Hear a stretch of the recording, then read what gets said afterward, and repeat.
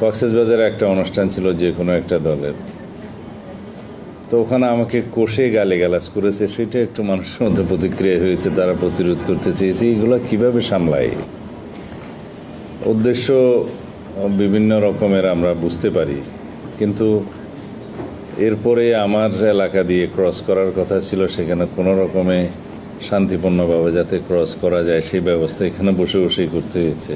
তারপরে এখন ঢাকাতে যে অনুষ্ঠান চলছে সেটা ফলো আপ এবং করা, বলছে কেন আমাদের কেউ যায়নি, তা আমাদের দাওয়াতই দেয়নি, যাবে কিভাবে? আর দাওয়াত দিলেই যে যেতে পারতো এমনও তো না। তো যাই হোক, এখন সব বিষয়ে ব্লেম করা, এটাও বোধহয় এখানকার অংশ হতে পারে, ব্লেম করা, ব্লেম গেম। সংস্কার কেন হচ্ছে না, বিএনপি দায়ী।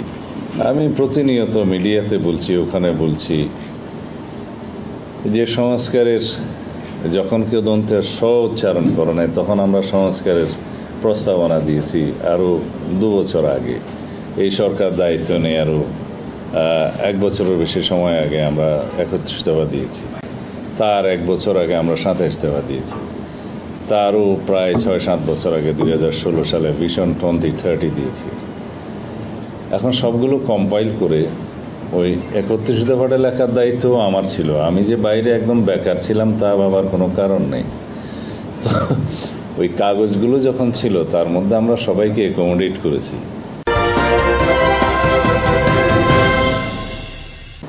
আমরা গণতন্ত্র মঞ্চের 35 দফা সামনে নিয়েছি, আমাদের আগের কাগজগুলো সামনে নিয়েছি।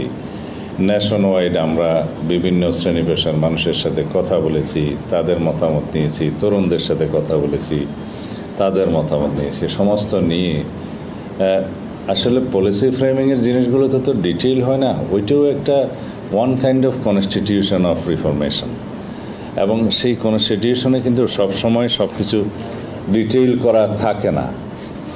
ওর ভিত্তিতে আমরা এখন যে কাজগুলো করছি তা হচ্ছে ফ্রেমিং অফ প্রোগ্রামস, এবং এটাকে আপনারা অনেকেই সরকারি লেভেলে কাজ করেছেন, আমার মধ্যে আবার কিছু অ্যামালগেমেশন আছে আর কি, সংকর বলা যায়।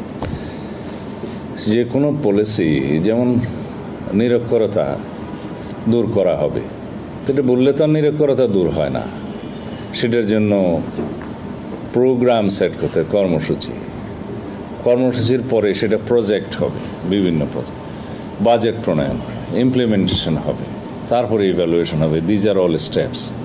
তো যারা স্টেট লেভেলে কাজ করেছেন, যাদের অভিজ্ঞতা আছে, অবশ্যই জানেন আপনারা। তখন সেই জন্য অনেকটা পলিসি ফ্রেমিংয়ের যে কনস্টিটিউশন, সেইখান থেকেই আমরা সব কিছু মূল বক্তব্যটা নিয়ে ডিটেইল প্রোগ্রামিংয়ের কাজটা আমরা করছি।